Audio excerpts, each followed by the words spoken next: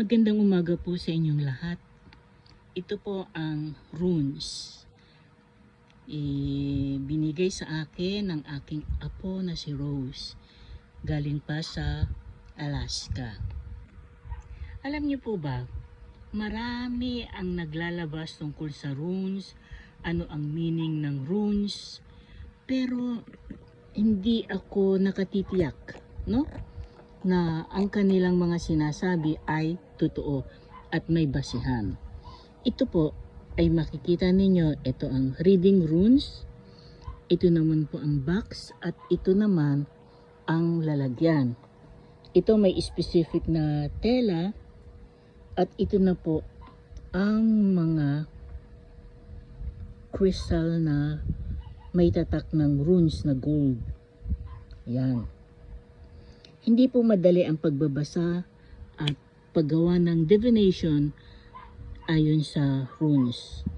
Kailangan po ay masusing pag-aaral, pag-eksperimento, pag-exercise, at talagang ito basahin nyo, unlock the secrets of the stone. Ayan ang mga stone.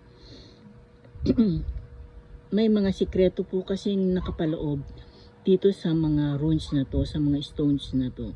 At ang bawat, tingnan nyo ha, ang bawat letra ay may ibig sabihin.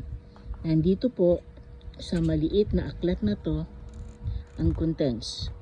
History of runes, magic and divination, the Elder Futhark alphabet, and rune casting. At meron po mga nakalagay dito ng kung ano ang ibig sabihin ng bawat letra ng runes. Ayan. Sample lang po yan. Ayan. At meron po itong kombinasyon, rune casting. Meron pa po itong kombinasyon ng hindi basta isang rune ay isa lamang ang ibig sabihin. Kapag ito ay binigyan ng tinatawag na kombinasyon ng ibang letra o ibang mga letra, ay meron pong tunay na ibig sabihin. Kaya ingat po sa mga nagkakaroon ng divination o marunong ng divination daw na titingin sa inyo. Ingat po kayo kasi hindi po lahat ay marunong nito. Meron po akong libro nito noong mga naunang panahon pa. Siguro 1970s. Pero nawala na yung librong yon. Hindi ko alam kung sino ang kumuha o sino nagkaroon.